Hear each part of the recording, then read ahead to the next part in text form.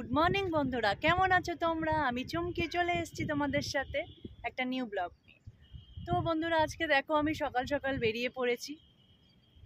তো আজকের মর্নিংটা তো খুব ভালো লাগছে, বৃষ্টির ওয়েদার।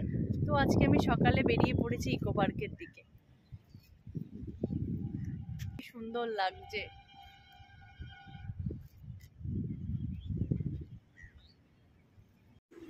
তো এখানেও এসে আমি দেখতে পেয়ে গেছি আমার পছন্দের ফুল কাঠগোলাপ। এখানেও কাঠগোলাপ গাছ আছে। তো এই কাঠগোলাপটা হচ্ছে ইয়েলো কালারের। তো ভীষণ ভালো লাগে এখানে এই ইয়েলো কালারের কাঠগোলাপটা দেখে, তো আমি খুব খুশি হয়ে গেলাম। রাস্তাটা ফাঁকা, বৃষ্টির ওয়েদারে একটু লোকজন কম থাকে রাস্তায়।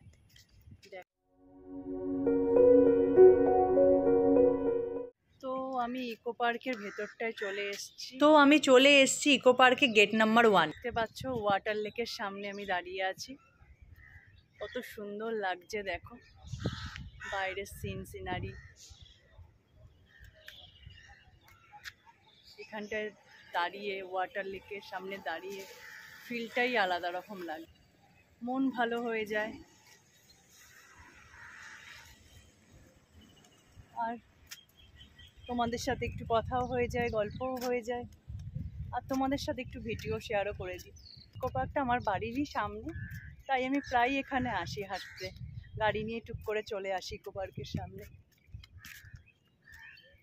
আর তোমরাও যারা ইকো পার্কের সামনে থাকো, মর্নিংয়ে চলে আসবে, একটু ওয়াক করে নেবে, দেখবে খুব ভালো লাগবে, মনটা ফ্রেশ লাগবে।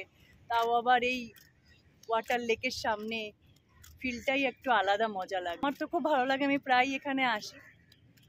তো তোমরাও চলে আসবে, একটু ফ্যামিলির সাথে আসবে, একটু সকালবেলায় মর্নিং ওয়াক করবে।